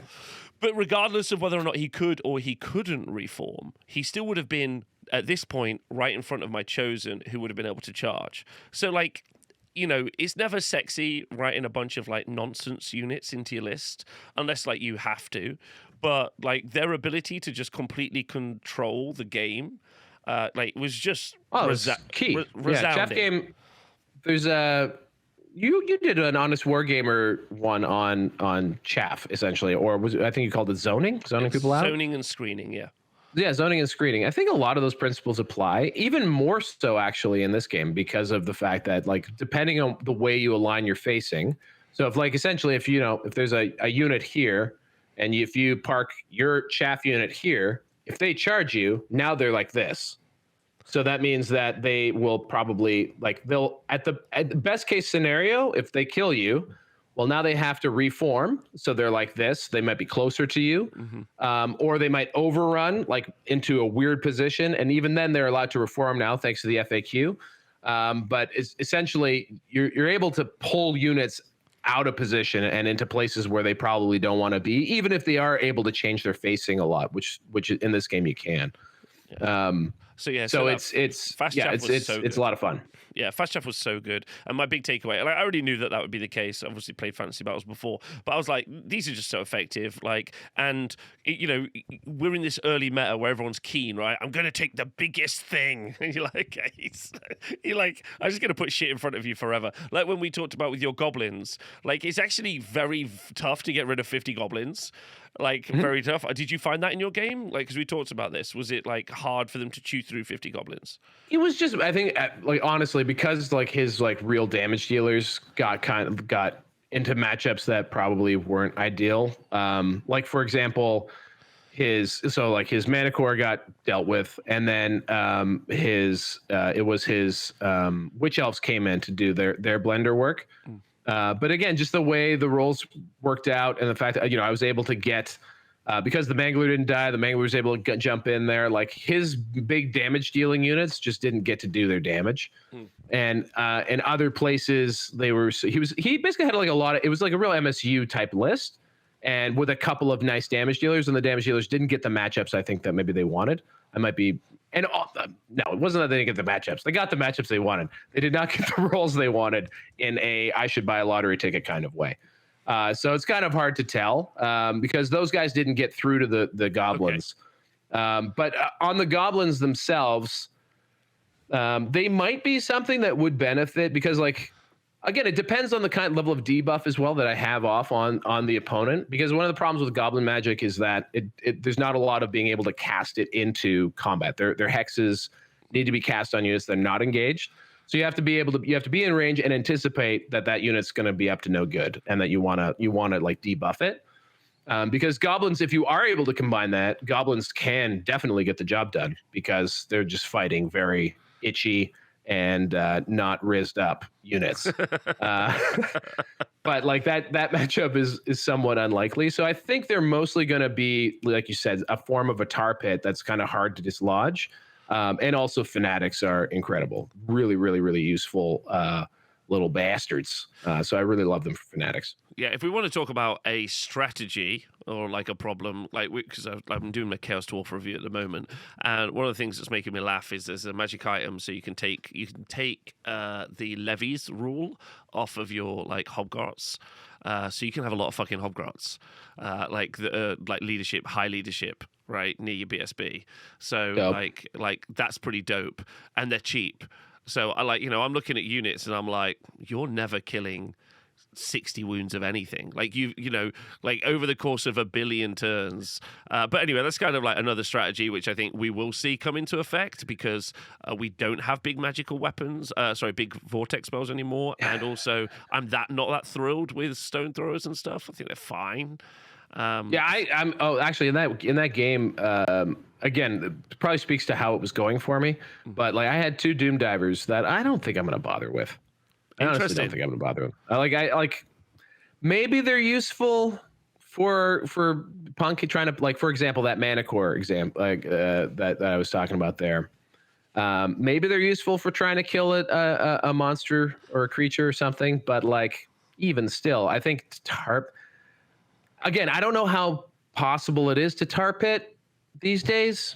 Like, you definitely can't fix people in place. You can do it with undead stuff. Obviously, they don't fall back, but like, it's interesting. I'll be interested to see where the meta shifts on like very large units, because I do see in a lot of people's lists more of a preponderance of smaller units, like even of the damage dealers. Like, you're not seeing like units of 30 black orcs, 15, 20, something like that. Some of that might be the points level too, but I'll be curious to see if like large units of goblins are actually useful. I still, even after our long chat, like, I wound up going down to, I think, units of 36, which felt pretty girthy. But like, even 30, like 3, or 36 is probably about where I'd wind up on those. Because a lot of it, I don't know why. It just feels good. I don't know. 6x6. It's basically how I've arrived at that. Yeah. I think play your own way. I think it's going to be a learning curve on most of these things. Yes, I think take away stone throwers, maybe not that impressive. War machines generally, other than cannons. In my overview videos, I think I've been pretty much like cannons, yes, stone throwers, maybe not. Like, there's been kind of where my process has been at the moment. The other thing I'd like to mention kind of as a takeaway, so chaff great, stone throwers interesting, big bricks maybe very viable. My reasoning for the big bricks is like, you have to kill a lot. Like, if you look at most of the elite units have an attack. And you're right, if they're 20 wide, they're going to get 20 attacks. But that means in a round of combat, if they hit with everything, they wound and everything, they're killing 20 of your people. Like, if you got 50 goblins, it's going to take them 3 combat rounds. And then there's unit strength is also something we should mention as well. Unit strength is a big takeaway. If you haven't looked at this week, I think we said this last week anyway, but unit strength is going to be so pivotal in your games.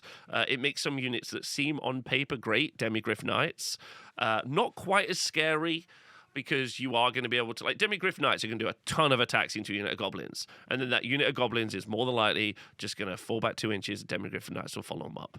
And now the Demigryph Knights are going to be susceptible to a big old battering.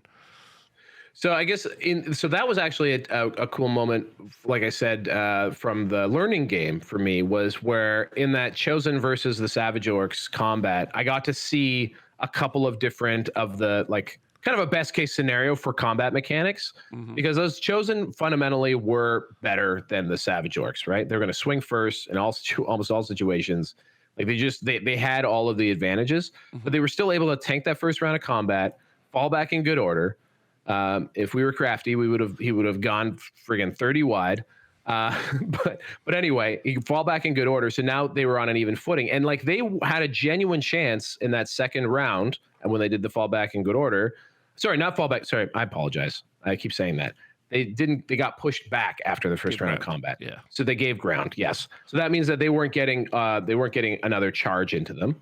However, at that moment, he had some spicy Chaos Warhounds who came in the side and were able to, because they were light infantry, were able to remove the static res from their ranks. And so even though the Chosen were much less effective in that round of combat, they were able to win. That time it was a fallback in good order, but the fight did continue again, right? It took a long time for them to chew through that many Savage Orcs.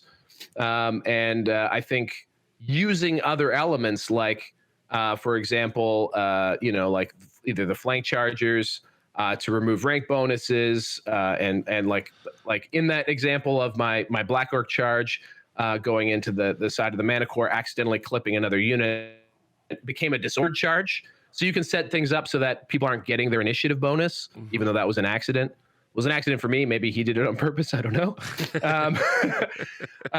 So like there's a lot of cool tabletop play that you oh can my do. god, so much. And I think like, although yeah, we are like talking about like some of the outlier weirdness, which including Linehammer, there's still so much you can do about it, right? Like it's not like a thing that you put on the table and boom, I win. Right. No. There are things you can do about it, but I just also on the other side of it, like you say, the invisible shield, like, well, I got an invisible shield. That's the part that's been annoying me, is that like people are just dismissing the idea that it could ever be good. And that's as annoying to me as people saying that this is broken in OP. Mostly, I think the reason why that's the reaction is that I think fundamentally it's dumb. Like to have these like very thin, incredibly wide lines doesn't look great. It's not the way I think we hope this will look. So I think that's probably it. And it seems weird that you're able to do it at all. Like there should be some sort of a mechanic that constrains it. I think it's fine. I think it's fine, and I think the conversation around it being presented immediately kicks us off badly. Because I could have come into this like vortexes, yeah, and like that would have been like different. Anyway, well, I think it's fine to figure out and stuff, but I think ultimately it's going to happen, and it's going to happen a fair amount. And it's going to make games look weird, and that's going to be a turnoff for some people. That's it. Well, I don't know. That's the main thing. How many vortexes are going to do to make it weird? How many chaff units is too many? That's my question. I'm always like, how many do I want? How many do I need? But my other takeaway, just to kind of like try and rifle through them, is infantry blocks are slow. Like you almost don't get a choice if you're going to get charged in some cases by like. So I had this situation where I was playing against a Necrosphinx, whichever the one with the wings is. I think it's Necrosphinx. So I had that pretty much lined up against my chosen, and I chaffed out a bunch of the board, and also there was a vortex on the board that was impassable. So his the charges that were available there were, it was an accident. The vortex, please don't explain. That was not a plan. I was like, yay! The chaos of battle makes us look real smart sometimes. Yeah, but the bit that he was able to charge into my Forsaken, but the Forsaken were never getting the charge into that unit. Does that make sense? There was just never a world. Like his threat range, potential threat range is what I call it, was so like vast compared to the Forsakens. It was like, this is just night and day. So I was like, this is lame. So versus any Warhammer I've played, the distance that like an infantry unit can generally go is quite surprisingly small. Yeah. So yeah, and that was something I really took away from the practice game. Watching, like, there was a big brick of Chaos Warriors just sort of plodding along, but despite their things being nearby, they just were never a threat to anybody. Like there was stuff that was like 15 inches away, which isn't that far. But that might as well have been 40 inches away as far as those warriors were concerned, right? So like, yeah, and I don't know if the infantry even have enough of a bonus, and this might be kind of like what we were talking about with ranks as an example. Not even necessarily sure infantry had enough of a bonus. Although, however, hilariously, when the next Sphinx did end up getting into my Forsaken, it took the next Sphinx like 4 rounds of combat. It was only 10 Forsaken. It took them like 4 rounds of combat to get through them, and because Forsaken are super lucky, they could potentially roll up getting poisoned attacks, but it's random, and you have quite a lot of attacks. There was the opportunity, like, that he got a bit sweaty. He was like, oh, what is happening? And they're immune to psychology, so it was kind of a good unit, and that's why they ended up where they were to battle against them. But they did end up losing the combat, but that combat took so long, and that monster was so out of the rest, because it kind of happened on the flank, and then the rest of the battle moved up towards the gun line. So it ended up so far away that it kind of like, well, you didn't get your points back, like model for model or unit for unit, and that was interesting. But I think that is going to not. I didn't get in my feelings about it, but I was a bit like, ugh, God, this infantry is slow. And then you charge me, so you definitely wipe out my front rank. Okay, fine, I've given ground, but now you count as charge, or whichever it is that counts as charging. Fall back in good order, they count as charging. So I'm like, okay, now you've counted as charging, so you just wipe out the front rank again. And I very much kind of was like, oh, the infantry just feels rubbish. That's why when you fall back in good order, you take that 20 chosen, and now you're 10, you're 20 wide. And No, Strikes Back. yeah, that wasn't the reason. It was because it wasn't the chosen that was the issue, because they were fine. Like the issue was like I was looking at like worse units, so units with like low initiative as an example. So even if we end up in a combat where you haven't counted as charging, you're still going to be striking before me, and you know. Yes, fair, again, fair. And that's the way I feel about goblins. It's like, what can goblins ever really do in subsequent rounds of combat? Like if they don't have all their buffs and all that stuff, what are they doing? But I think that's an open question. I think they're just holding the unit there for the other unit to go and flank, because now you're stuck there. I think that's actually really clever and really good, and you need to see that. And your opponent shouldn't be looking. You shouldn't take your killer unit and be like, yeah, I'm going to spend 5 turns chewing through goblins because they cost nothing. Right. Like, you know what I mean? If anything, you can't even make him you can't even make a point sink out of him. Like, you're never gonna get this 125. What? Like it's like no points. Yeah. Like a gigantic huge brick. It's like no points in it. So now your opponent is going to have to avoid that giant like template of miniatures. So my takeaway is that hot takes right now is silly, because there are a million different on tabletop mechanics. But also, a hot take from me is that, oh my God, is that exciting? Some games you don't get a lot of chance to manipulate the board state through skill expression.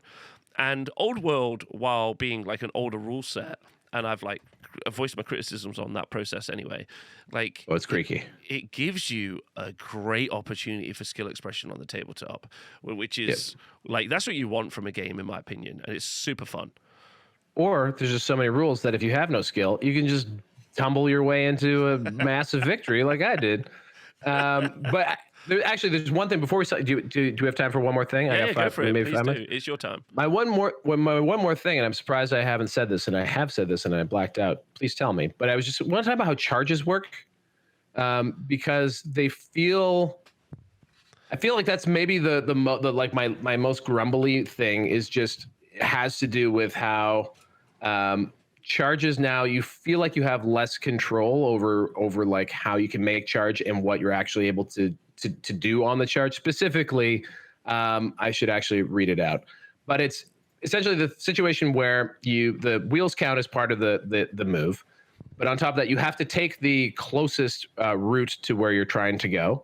And what sparked this was your difficult terrain situation with vortexes. Because I was in a situation against Danny where he had his witches and they were charging down, I think, against the Black Orcs. And so the witches were coming down, but they were next to like a field. So the majority of the Black Orc unit was sort of in front of the field, and the witch elves were coming down alongside it. So if they went straight ahead, they would hit the Black Orcs, but they wouldn't maximize. You with me? Because the other condition you have to do is you have to take the shortest route, and you have to get as many models as possible into combat as you can. So the route that would have resulted in him maximizing and taking the shortest route was in fact to wheel early and cross the difficult terrain. What happened if he did that, Robert? He would fail his charge. Oh, interesting. He fails his charge. So the move that we wound up using was that he came down basically a little bit past the difficult terrain, then did his wheel, and he mostly maximized, but in fact, one model in my unit was not in combat with him. Or sorry, one model in his unit was not in combat with me, which means he didn't maximize, which means that the legal move was in fact to go across the difficult terrain. Here's another rules conundrum. A wheel is not supposed to result in a failed charge for you. So the distance that you wheel basically can only be used up to the point where you still have enough distance to get to your target, right? In this case, the wheel is what causes him to fail the charge. Isn't what causes him to fail the charge. It's the difficult terrain, but like he just didn't have control. Like so, clearly, like that unit should be able to go down past the terrain and then wheel in, and that's the best option. But it sure felt like if we were being real grindy, that he had to cross the difficult terrain, which he rolled a 5 and a 1 for his charge. So he would have had to take the 1 instead of the 5, and he fails his charge. So things like that with the charges feel icky, and I'm curious to see if maybe they get cleaned up. I got covered in the FAQ, but I'll I double check. checked, but yeah, I checked, but But I think that's I think that's the situation. There's loads of crunchy interactions that are going to come up, and again, YouTube comments, Discord, all available, and then eventually collating all those, coming up with the answers, and then even if there's not an answer, but the best fit answer is definitely something we can do as a community. That's really positive. It's just absolutely no good just throw the hands up and like, no, that's not what you're doing. But like, there's no good like as a community just throwing the hands up and being like, oh, surely like there has to be a resolution. I'm running events. Someone's going to ask me what the fucking answer is. So I'm going to be like, for sure. well, here's the answer as best as I see it. And I think those are also really valuable elements as well to do as a community.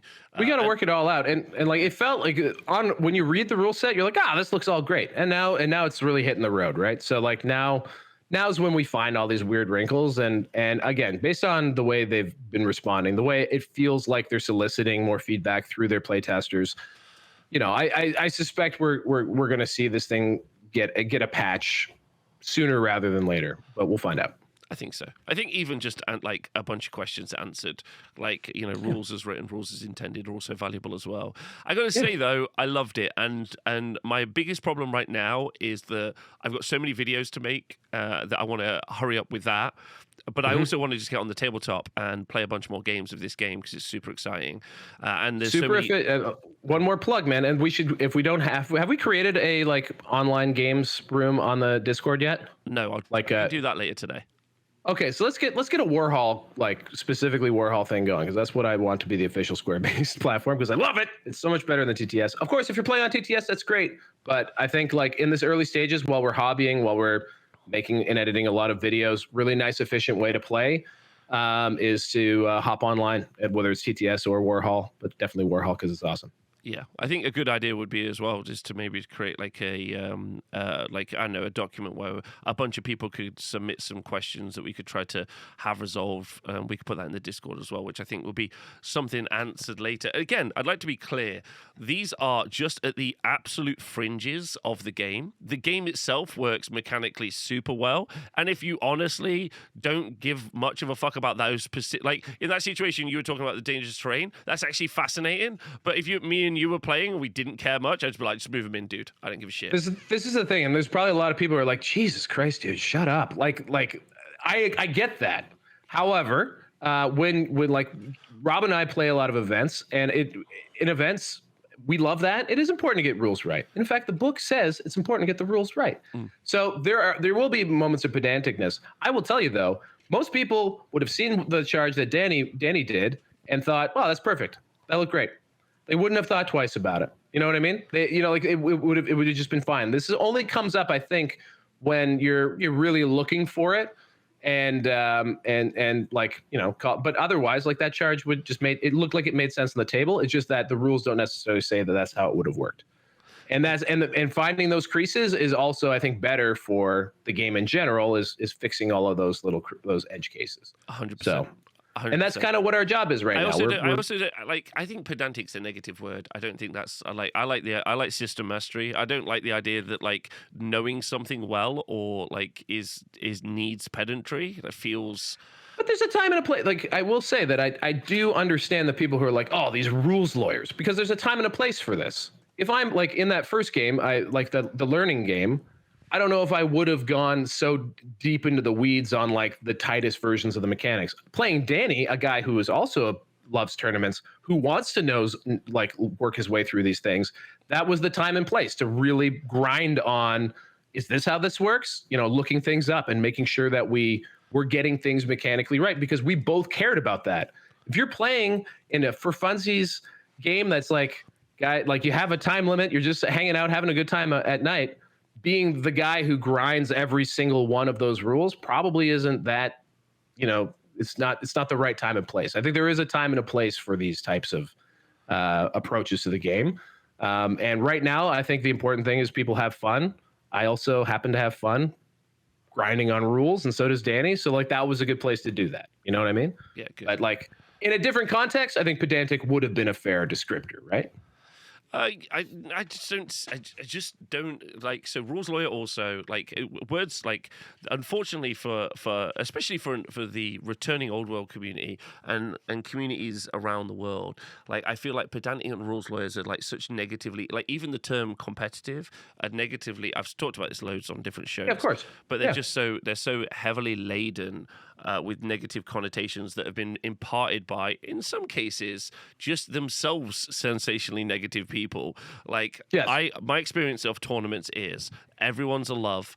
Everyone's having a great 99%. Absolutely. Obviously, there's an occasional dickhead, but like that's actually lower than the number of dickheads I meet in normal life. Like everyone's, I would agree. Yeah, like everyone's a love. The events are great. People being specific about rules is because they are learning and doing things well. Because our brains compute the process, which is good. So I just think anything and fairness. They want it to be fair. Yes, like exactly. that's where it comes from, a position of fairness, and like. And that's anyway. That I think that sums it up. It's not that I want to be a shithead. It's that I don't want to play something wrong and win because I fuck something up.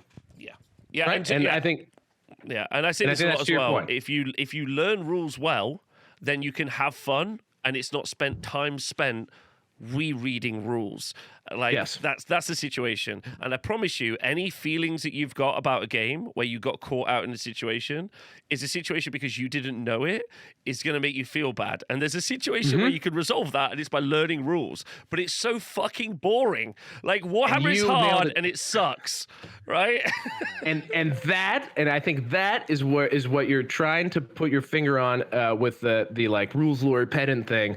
What that is someone who doesn't know their rules very well, playing against someone who does, getting corrected, and feeling bad and blaming that on the other person. I hate getting corrected. And that's bullshit. It sucks. But that is bullshit. Yeah. If you're wrong, you're just wrong, and you move on. It doesn't mean the other person is some sort of a pejorative. I get I see the very specific point you're making there, which is very valid. Yeah. There's nothing wrong with knowing your rules. In a given context, and it's not the other player's fault for knowing rules better than you. Yeah, literally, there's no answer for that. Right, anyway, listen, I'm so excited about playing some games again, especially when I've hobbied up my Vortexies. Vortices? Yes. Yeah. I'm going to try and make a maximum vortices list. I don't know what army with, though. Do it. Crank it up, bud. Let's go. And also, I want to build myself a horde list as well, but I'm going to do Chaos Dwarfs for that. Just 150 hobgrots you don't care about killing. I've really enjoyed all of your summaries. I am so excited for you to get to talk about Chaos Dwarfs for 40 minutes. In hyper-edited detail. 33.5, I think is what it's. 33 and a half minutes, whatever it is. I am pumped because I think they have a really cool like army list, like as far as like just like the units they can take. Yeah, it's badass. It's cool as shit. So I can't wait. And also, I know they're close to your heart, and so I know there's going to be some love and passion in there. Well, I tried not to be too OTT, but yeah, they're good. Dwarfs are also very good as well. I really like dwarfs. Dwarfs have got some sick magic items, some sick engagement as well. Like I think dwarfs will end up being very strong because I think cannons are very strong in this situation. So yeah, I think so good. And also Iron Demon. Oh, can't wait to Orcs and Goblins. I'm excited for. That's super fun. Bro, I was this close in 8th edition, being like this model is literally does nothing. Like the Iron Demon in 8th edition was a comically bad model. Like, and I learned that when I played you. After I played I made Rob come to my house and play Chaos Dwarfs against me once. It's fun. And it was fun, although you were pretty much dead. So, we did our best. Regardless, afterwards, I was this close to being like, this is going on eBay. It's worth way more money than it'll ever be on the table. But I was too lazy, and I never did. And I still have an Iron Demon is the moral of this story. And I can't wait to see what he does when I put him out there. Dude, have you got 2? No, I only have 1. Jesus. Okay. All right. Well, anyway. All right. Anyway, stay tuned. So what's first, dwarfs or Chaos Dwarfs? Depends which one I do today. dwarfs or chaos dwarfs. Dwarfs probably. I'll do dwarfs and chaos dwarfs, and then orcs and dwarfs. goblins, and then. But for people, I apologize if anyone's listened to this long and has loved the overview videos. I'm sorry they've taken so long. I also obviously create lots of content for the Honest Wargamer as well as running events at the TSN Arena, as well as I'm also accidentally a manufacturer now for goblins as a side project. Whoopsie doodle. Yeah. Rob, you have to make apologies to no one, sir. You do an amazing job. We are all thankful for it. So don't worry about it, man. Like So when it drops, through it them. drops. I will get through them, and then I'm good. And then I have like a whole bunch of next videos, which is like the loadout videos, so magic item reviews, and then after that it's like list stuff. But you gave me the good advice. These are going to be probably fairly static for several years, so just do them well versus do them fast. Yeah. Yeah. I think you knew that already, but you've been crushing it, dude. I can't like. Anyway, I'm excited for both of them. I've been reluctant to look at dwarves, just because, or dwarfs, because I don't know. They somewhat appeal to me, but also they annoy me. So, but it's fine. We'll see how they go. I think one of the videos I'd really like to make. I'll tell you about those after. Anyway, right? Listen, chat. You're all wonderful. Everyone on Patreon, Squarebase, buy dice. Wargamer. Yes, Buy some dice. Do that. That would be fun. Or don't actually. Fucked up. No dice. No dice. Yeah, no dice.